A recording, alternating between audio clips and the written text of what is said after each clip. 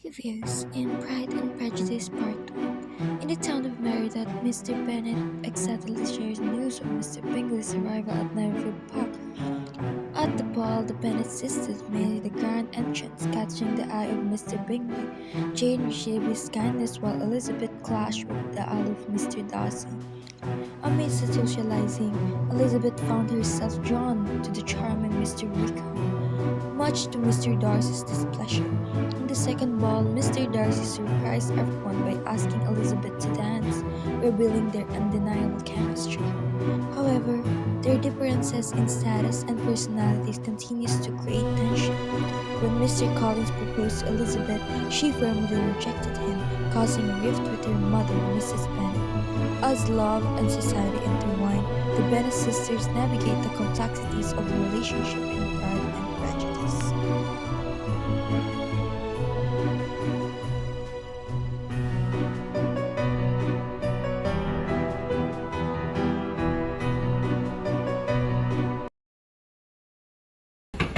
Jane, where are you? I've received a message from Caroline. I wonder what she's saying. Open it, Jane. What do you think it said? Oh, this is so distressing.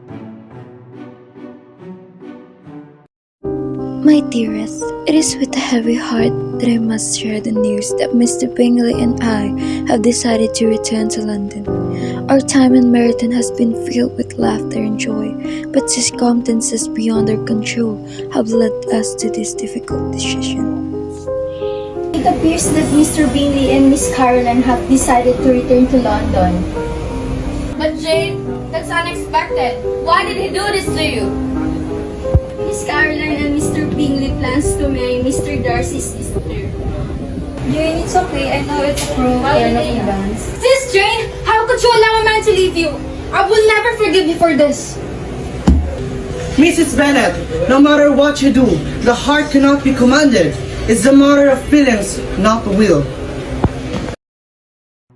Miss Elizabeth, this past few months I suffered from pain and I want to end my agony. But I don't understand.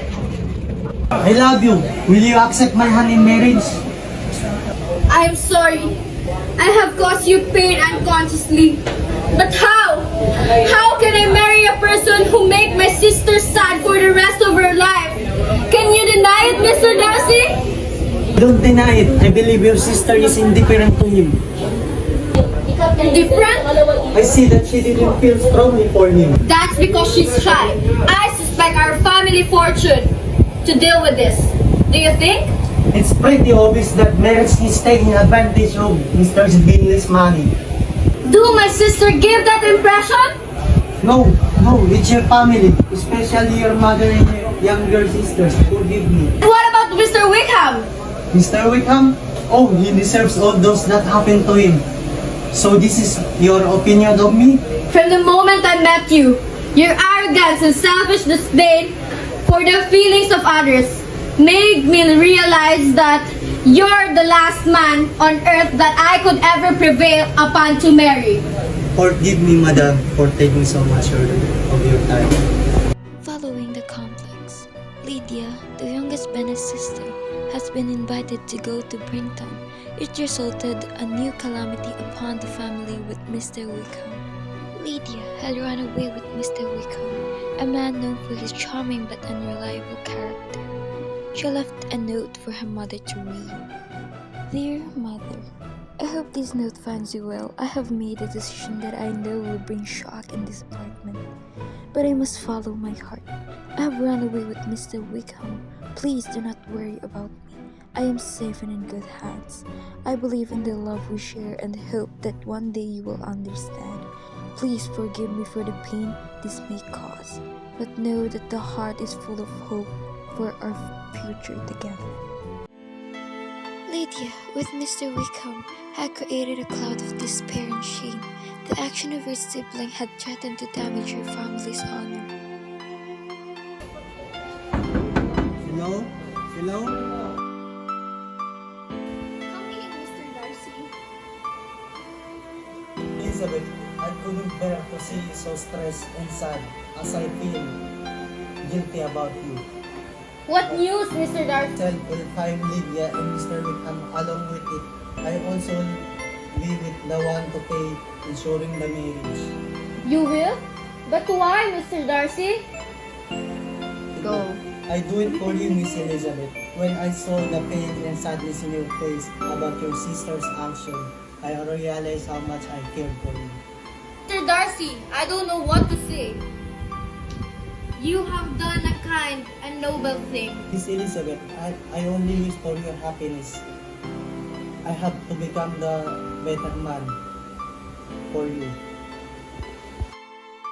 Jane, the eldest and most loved Bennet sister, was on the top of marrying Mr. Bingley, a man she deeply loved. I'm so glad to see you again. I thought I'd never see you when I have important to tell you. What is it?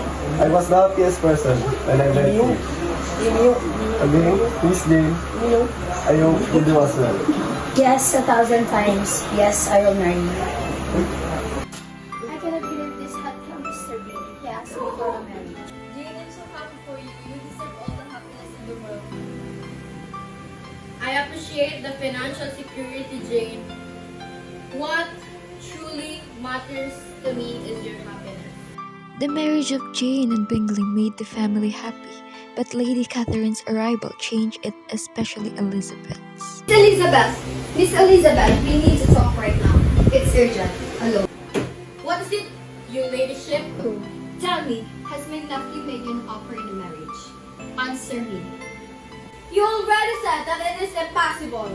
Let me be understood. My daughter and Mr. Darcy has been betrothed since their birth. What makes it so special to interfere with it? Even your sister's marriage was the only result of scandalous behavior. You know life. I'm not engaged to him. You have insulted me in every possible way that I no longer have nothing to say. I wish you to live! Elizabeth, I'm sorry for whatever my aunt said. How can I make amends with you? Your actions for Lydia's wedding and to Jane's, I believe I should be the one to make amends with you. I'm sorry for my behavior. It's okay, as I do it all for you to make you happy. You have bewitched me, my body and my soul. And I love you, I love you, I love you. Miss Elizabeth, I don't want to be parted with you again. Well then, I want you to know that I love you too, even if the world is against me.